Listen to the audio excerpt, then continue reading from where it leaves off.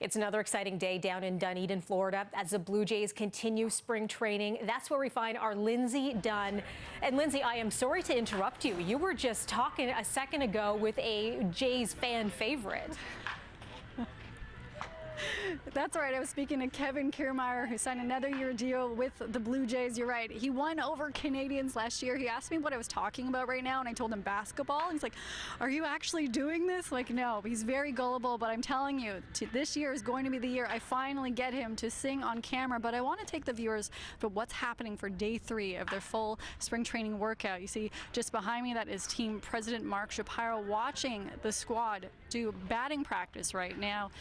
Dalton Varsho just finishing up.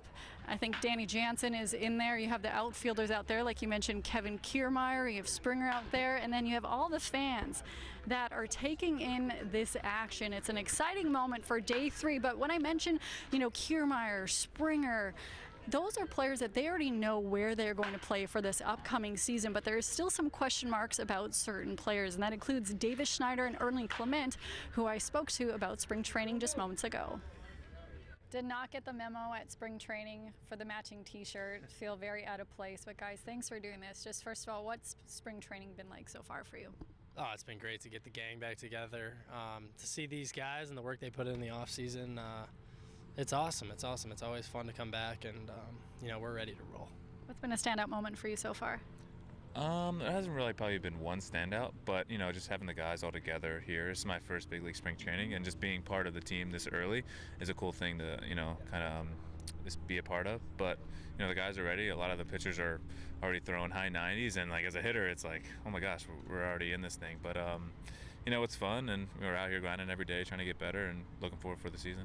For spring training, you guys are roomies. Can you tell me what kind of roommate he is like?